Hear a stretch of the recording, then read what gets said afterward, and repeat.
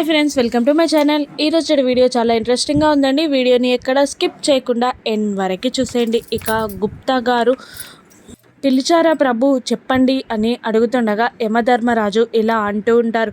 ఆ మహాసాధ్వికి వచ్చిన కష్టాన్ని మనం తీర్చలేం, కానీ తన మనసు ఊరడిల్లేలా సంతోషించేలా మాయాదర్పణంలో తన పిల్లలని తనకు చూపించు గుప్తా అని అంటుండగా, ప్రభు సంతోషం ప్రభు గారు అని అంటూ ఉంటారు గుప్తా. ఇంకా ఇలా అడుగుతూ ఉంటారు, తనని చంపిందెవరో అన్న నిజం తనకి ఇప్పటికీ తెలియదు కదా అని గుప్తా గారు అంటుండగా, తను చేసిన పుణ్యఫలమే ఆ నిజాన్ని తన దాకా చేరుస్తుంది, కాలమే అన్నిటినీ సమాధానం చెప్తుంది అని అంటూ బాధపడుతూ ఉంటారు యమధర్మరాజు గారు ఆరుగుచ్చి. ఇక గుప్తా గారు ఆరు దగ్గరికి వెళ్తారు. మరోవైపు 2 కార్లలో అందరూ ఫ్యామిలీ మెంబర్స్ అందరూ ఊరికి వచ్చేస్తారు. ఇక రామ్మూర్తి హడావుడిగా దిగి తాళం ఓపెన్ చేసి మంగళాన్ని తిడుతూ ఉంటాడు. వెళ్ళు, ఎర్రనీళ్ళు తీసుకురా అని తిడుతూ ఉంటాడు. ఇక మంగళ ఇలా అంటూ ఉంటుంది, ఉన్నవియే 2 రూములు, ఇంతమందిని తీసుకొచ్చావు, ఎక్కడుంచుతావు అని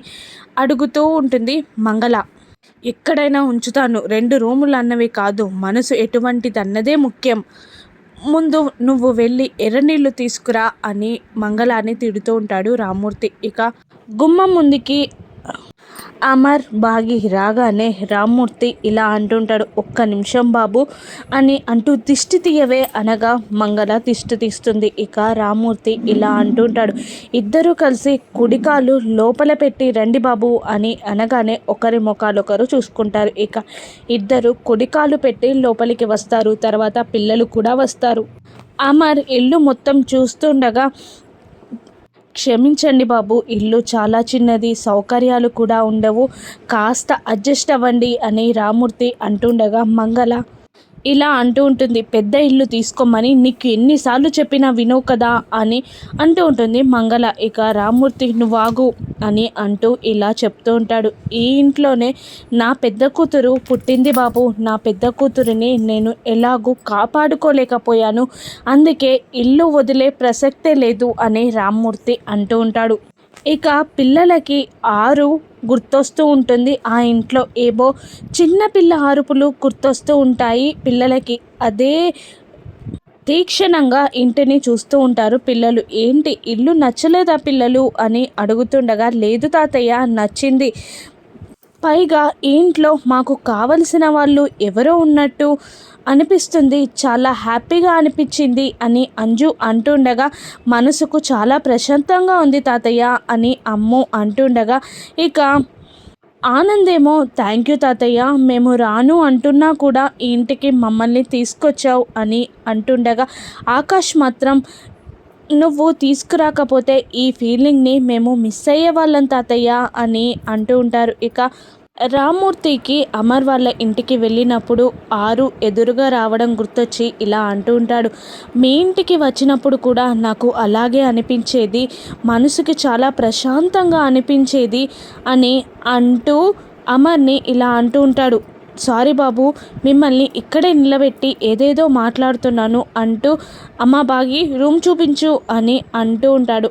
మంగళ పిల్లల్ని తీసుకెళ్ళి పాలు కాయి అని అంటూ ఉంటాడు. ఇక మంగళ మనోహరితో ఇలా అంటూ ఉంటుంది, చూసారా బయలుదేరినప్పటి నుంచి 6 కూర్చి ఎన్నిసార్లు మాట్లాడారో, ఇక్కడ ఉన్నప్పుడే తన పెద్ద కూతురు 6 అన్న నిజం బయటపడుతుందేమో చూసుకో అని అంటుండగా టెన్షన్ పడుతూ ఉంటుంది మను. ఇక పిల్లలు లోపలికి వెళ్ళిపోతారు. అమర్ కూడా రూమ్లోకి వెళ్ళిపోతాడు. ఇక మను పక్కకి వెళ్ళి 6ని చంపిన రౌడీకి కాల్ చేస్తుంది. ఇంకా వాడు 1కి 2 సార్లు నేను కాల్ చేసిన ఎత్తని మేడం ఇప్పుడు నాకే కాల్ చేస్తుంది ఏంటి అని కాల్ లిఫ్ట్ చేస్తాడు ఆ రౌడీ. ఇక మను ఇలా అంటూ ఉంటుంది, నీకు కావాల్సిన డబ్బులు నేను ఇస్తాను అని అంటుండగా, పెళ్ళి ఆగిపోయిందన్న బాధ నుండి తొందరగానే బయటపడ్డారే అని అంటుంటాడు ఆ రౌడీ.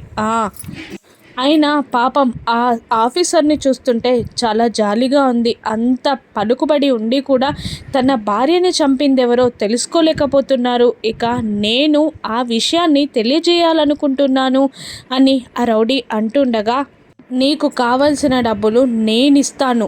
నిన్ను అమర్‌కి దగ్గరగా ఉంచడం నాకు కూడా ఇష్టం లేదు. అయినా అమర్ అంటే నీకు చాలా భయం. ఎందుకంటే నిన్ను చూడగానే నువ్వు చెప్పే విషయం వినకుండానే నిన్ను చంపేస్తాడన్న భయం. అయినా నేను కాల్ చేసింది వేరే విషయం అని అంటూ ఉంటుంది మను. ఎవరి కాళ్ళు చేతులు విరగ్గొట్టాలి మేడం అని రౌడీ అడుగుతుండగా ఇలా చెప్తూ ఉంటుంది మను.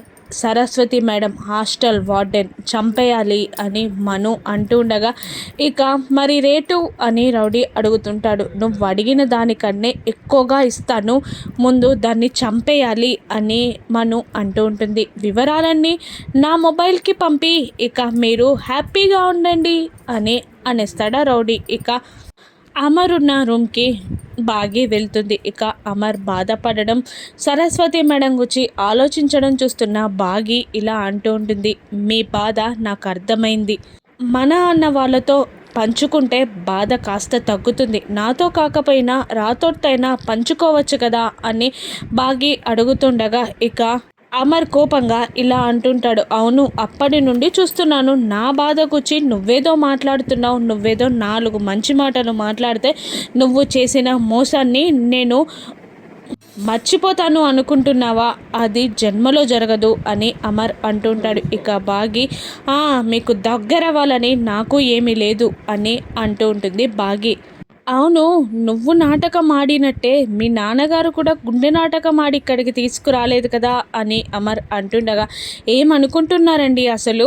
మేము ఎలా కనబడుతున్నాం మీకు? ఏదో ఒక్కసారి పొరపాటు జరిగితే మమ్మల్ని అలా అపార్థం చేసుకుంటారా? అపార్థం అనేది పెనుభూతం. అలా అనుమానిస్తూ ఉండడం కూడా పెద్ద తప్పు. అయినా మీకు దగ్గర కావాలని ఎవరికి లేదు అని అంటూ మూతి తిప్పుకుంటూ బాగి వెళ్ళిపోతుంది. ఇక రామ్మూర్తి రాథోడ్ అక్కడే ఎదురుగా నిలబడతారు. ఇక ఏంటమ్మా గొడవ పడుతున్నట్టున్నారు అని రాథోడ్ అడుగుతుండగా అదేంటి అలా అడుగుతున్నావు రాథోడ్, కొత్తగా పెళ్ళయింది కదా గిల్లి కజ్జాలు అని రామ్మూర్తి అంటూ ఉంటాడు. ఇక నువ్వు ఎక్స్పెక్ట్ చేసిందంతా ఏమీ లేదు నాన్న, అక్కడ నన్ను చూస్తేనే మండిపడుతున్నాడు అని అంటూ ఉంటుంది బాగి. కాదమ్మా, అబ్బాయి చాలా మంచోడు, బంగారం.